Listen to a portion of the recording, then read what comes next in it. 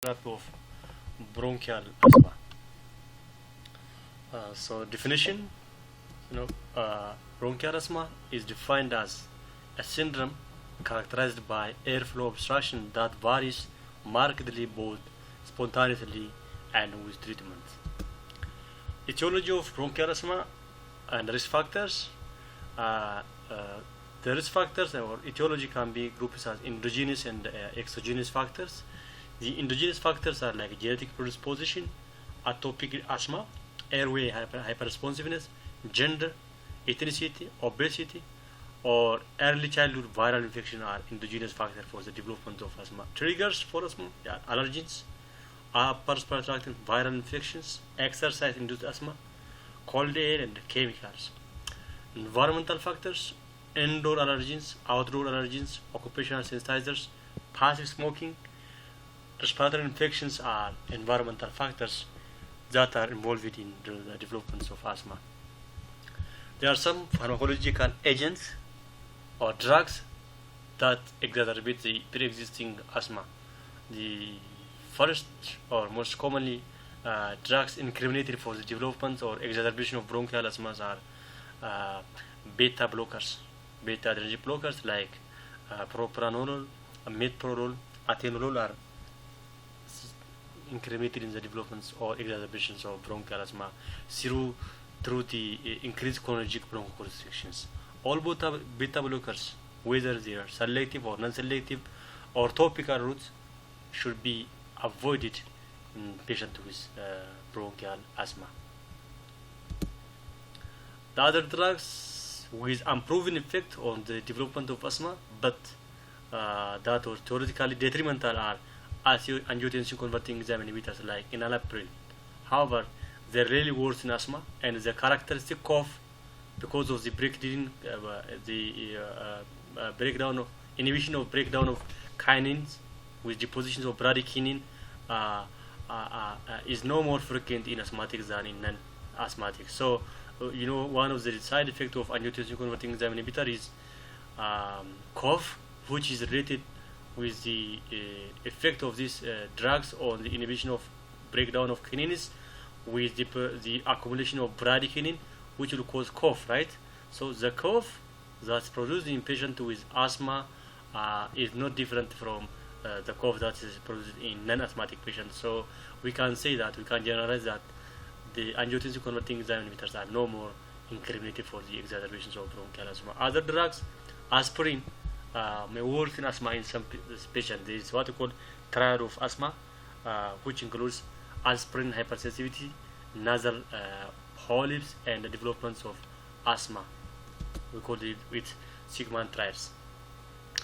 Clinical features of asthma: the patient will present with wheezing, which is a musical sound on expiratory, and if severe on inspiratory and expiratory as well. Shortness of breath, what we call dyspnea, coughing. And the symptoms of bronchial asthma worsen at night, and the patient typically awake in the early mornings to get relieved from bronchial asthma. And the patient may report difficulty in filling their lungs with air, and increased mucus production in some patients with typically tenacious mucus that's difficult to expectorate is typical for bronchial asthma. The physical signs in patients with bronchial asthma, we can appreciate wheezes on auscultation. On vital sign, there will be high pulse rate, which respiratory rate, which you call it tachypnea, and the use of accessory muscles, maybe hyperinflation, and maybe abnormal physical finding when asthma is maybe no abnormal physical finding when asthma is under control. Diagnosis: the most important thing for the diagnosis of asthma is clinical, right? We can diagnose asthma clinically. In some patients, we need lung function test, particularly with spirometry, that confirms airflow limitation with reduced forced expiratory volume 1 and forced expiratory volume to forced vital capacity ratio, and the peak expiratory flow are parameters that should be known in patients with bronchial asthma. Another diagnostic means is reversibility, that's demonstrated by a greater than 12% and 200 ml increase in forced expiratory volume measured by spirometry 15 minutes after an inhaled SABA. SABA means short-acting beta agonists, or by a 2 to 4 week trial of oral corticosteroids, particularly prednisolone, about 30 to 40 milligram daily. So if this change is occurred, like 200 ml increase in this within 1 minute after 50 minutes of SABA, or after about 2 to 4 weeks of oral corticosteroids, we can say that it is bronchial asthma. Another way of diagnosis is airway hyper responsiveness, that is by using methacholine or histamine challenge with the calculation of provocative concentration that reduce forced respiratory volume by 20%. So if the forced respiratory volume concentration is decreased by 20% after histamine challenge or methacholine challenge, so this patient condition can be considered as bronchial asthma. This is the testing lung function when diagnosing asthma by using this spirometry. This is the instrument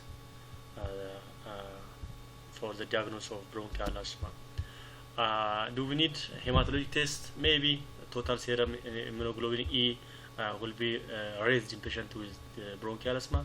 Chest X-ray, usually we don't need chest X-ray in the patient with bronchial asthma, but it will help us for the diagnosis of exacerbators like pneumonia or masqueraders. Asthma is very masquerading disease, because masquerading is mimicry. Pneumonia can present as bronchial asthma, COPD can present as bronchial asthma, pneumothorax and the like. So in such a case, we need chest X-ray to rule out the masqueraders or the mimickers. Treatments, the first one is prevention. The other is bronchodilators, which give rapid relief of symptoms mainly through relaxation of the airway smooth muscles. The other is controllers, which inhibits the underlying inflammatory process.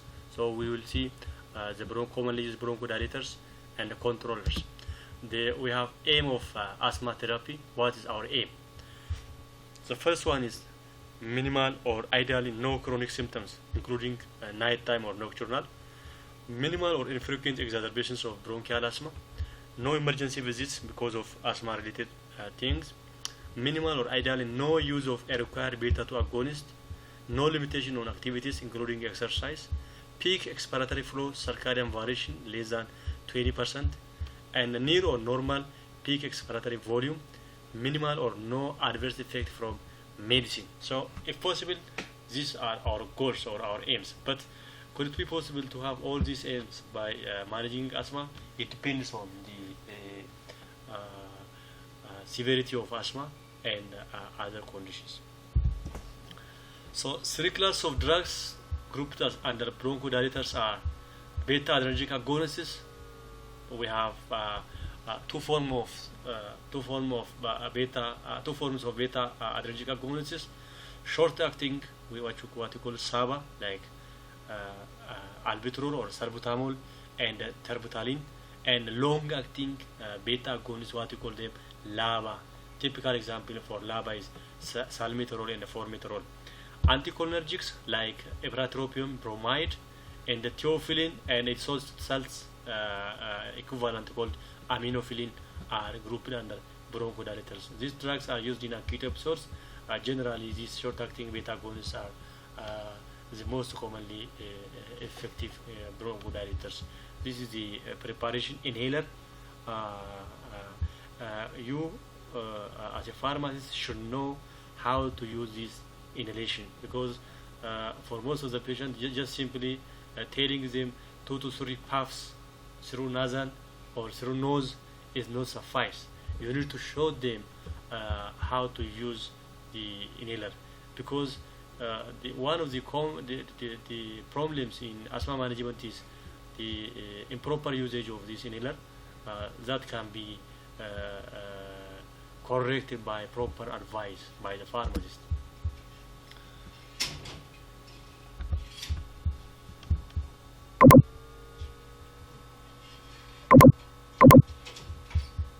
Others are controller therapies. control therapies is particularly we are talking about steroids, different routes of steroids like inhaled corticosteroids. Typical example is beclomethasone or fluticasone. Systemic corticosteroids like prednisolone or methylprednisolone. Anti-leukotrienes like zafirlukast, montelukast. Mast cell stabilizers, drugs like cromolyn sodium and nadocromyl sodium. Steroid sparing therapies in some patients. Immunotherapy and anti-immunoglobulin E, particularly omalizumab. This immunotherapy, anti-immunoglobulin E, omalizumab, are not as such available in our case. The steroid sparing therapies like methotrexate are not as such commonly used medication. And if the asthma is very severe, even there is a place for magnesium sulfate for your information. There is a note regarding when to use magnesium sulfate for the treatment of bronchial asthma. You will get it from the note I have provided you. So inhaled albuterol or salbutamol and systemic corticosteroids like beclomethasone are appropriate treatment for acute asthma attacks. Patients on high dose of beta-2 agonists may develop hypokalemia, which may present with the muscle weakness, arrhythmia, and electrocardiogram abnormalities. So hypokalemia resulting in arrhythmia is one side effects of high dose beta agonists. The other side effects of beta-2 agonists like salbutamol are tremor, which is the abnormal vibrations of the hand or shaking of the hands, palpitation, this is rapid pulse, and headaches are some of the side effects of this short acting beta-2 agonists. The corticosteroids have no side effect as such. Why? Because the corticosteroids are being given by inhalation, and when given by inhalation, only about 10 to 20% will reach the lungs. The rest, 8 to 90% will be swallowed to the GI, and for some of them will go to the liver and inactivated by liver in the first pass effect. And if you will go to the systemic circulation, that will result in systemic side effect. The commonest side effects of inhaled corticosteroids is oral thrush. That can be avoided or minimized by gargling after using this medication. We advise the patient to gargle by water to prevent oral candidiasis or oral thrush. Otherwise, inhaled corticosteroids has no as such common side effect. But systemic corticosteroids have common side effects that like the obesity, petechial rush, and even adrenal suppression, hypertension, diabetes, cataracts are some of the side effects of systemic corticosteroids, and all this you can get it from the notes.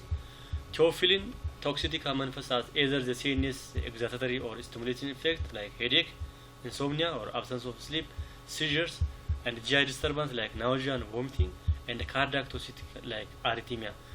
Theophylline is one of the few drugs that is known for its narrow therapeutic window. So a small variation in dose will have detrimental effect. So you need to be very careful while using theophylline and its salt form called aminophylline. But nowadays the usage of aminophylline or theophylline for the management of bronchial asthma is not as such recommendable as it was being recommended previously, because there is no as such difference in the outcome of bronchial asthma when theophylline or aminophylline is added. This is cues, typical case scenario in a patient with bronchial asthma. A 28-year-old man comes to the pharmacy for a routine medical refill. The patient has a 2-year history of bronchial asthma, for which he uses albuterol or salbutamol inhaler. He experiences asthma symptoms an average of twice a week. The symptoms duration and the symptoms frequency is very important in designing the management of bronchial asthma. So this patient has symptoms an average of twice a week, for which his albuterol inhaler provides relief. The patient has not had nighttime awakening over the past months and has never been hospitalized for asthma exacerbation. Vital signs are normal. Which of the following is the most appropriate next step in the management of this patient? A. add inhaled corticosteroids. B. Add long-acting beta-2 agonists. C. Add oral prednisone. D. Add oral theophylline. E. Continue current medical regimen. So the best answer for this is continue the current medical regimen. Why? We'll come to the stepwise approach of asthma management. Before that, here is the asthma severity for patients not on controller medication. So the severity of asthma can be classified as intermittent, mild persistent, moderate persistent, and severe persistent, and at the time it is what you call very severe persistent or refractory asthma. And symptoms or frequency on SABA or short-acting beta agonist use, and nighttime awakening and indicated therapy initiation is indicated here.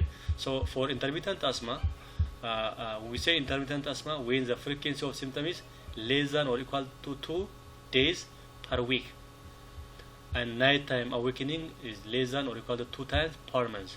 For such patient, we need to manage it with step 1. Step 1 means using short-acting beta agonists like salbutamol or albuterol on PRN based.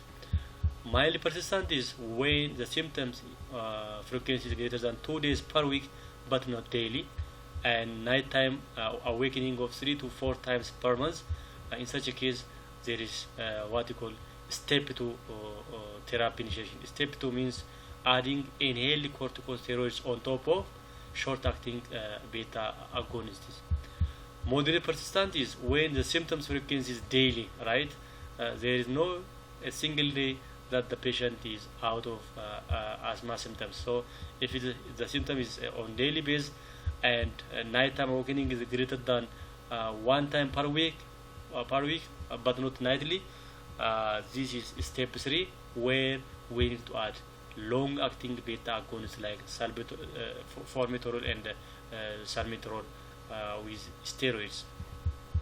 Severe persistent is throughout the day the patient has symptoms, and nighttime awakening about 4 to 7 times per week, and steps 4 or 5 management where even the addition of oral corticosteroids on top of long-acting beta agonist is recommended. So this is what we call stepwise approach.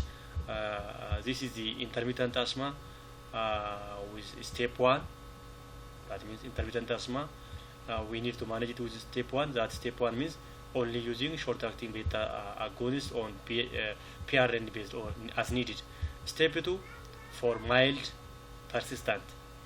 Mildly persistent, use low dose inhalational corticosteroids together with short-acting beta agonists.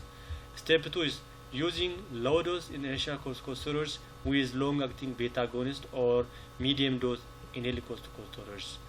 Step 4 for that is moderate persistence, use medium dose inhaled corticosteroids together with LABA, long-acting beta agonists. Step 5 is where we need to use high dose inhaled corticosteroids together with long-acting beta agonists, and at the time there is a place for consideration of omalizumab, which is anti-immunoglobulin antibody for patients with allergens to steroids. Step 6, high dose inhaled corticosteroids together with long-acting beta agonist, plus there is a place for oral corticosteroids, and consider omalizumab for patients with allergen as usual, and assess the control and severity in patient not on control medication.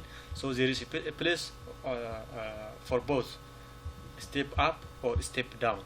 Step down if the patient improved, can step down from step 6, 5, 4, 3, 2, 1, and if even no need of the management at all if the symptom is very controlled.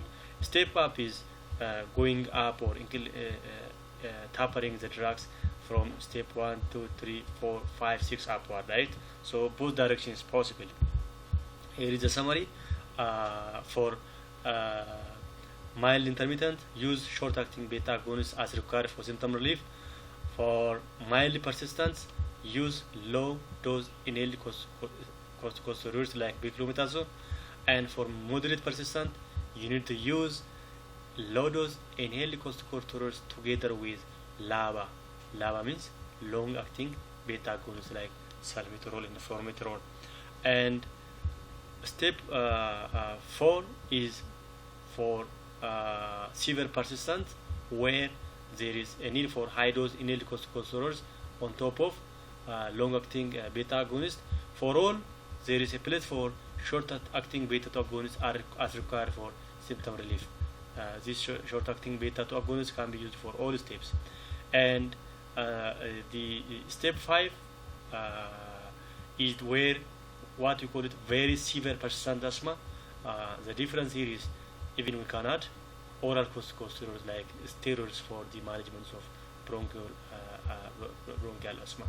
So this is the what we call it step approach. So the addition of steroids or long-acting beta agonists and the likes is depending on the severity of symptoms. So our previous scenario, the patient's symptoms on average twice a week, which is responsible for salbutamol or albuterol he is taking. So for such these patients, severity is under which you can classify it is classified as intermittent, right? Intermittent or step 1. Step 1 means just using short-acting beta agonist only. Okay. The other case is a 90-year-old woman comes to the pharmacy for routine medical refill. She has coughing, wheezing, and breathlessness following her twice weekly workout session, but no symptoms at other times. Which of the following is the most appropriate pharmacotherapy in the management of this patient? A. Inhaled albuterol 10 minutes before exercise. B. Inhaled beclomethasone daily. C. Inhaled ipratropium 10 minutes before exercise. D. Inhaled salmeterol twice daily. So this is a case of exercise-induced asthma. The management for exercise-induced asthma depends on the type of exercise.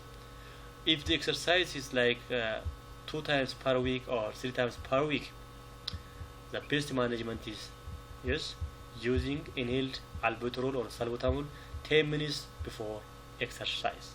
But if the patient is continuing exercise daily, we need to use inhaled beclomethasone daily, right? Inhaled beclomethasone.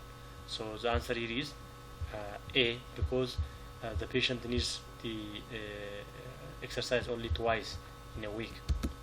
So in summary, short-acting beta-adrenergic agonists administered 10 to 20 minutes before exercise are the first-line treatment for exercise-induced asthma or bronchoconstriction.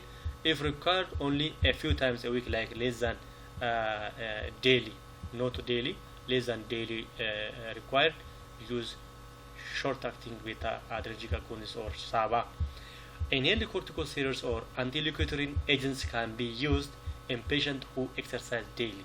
For such patient, we should add inhaled corticosteroids or anti-leukotriene like zafarlucas and montelukast.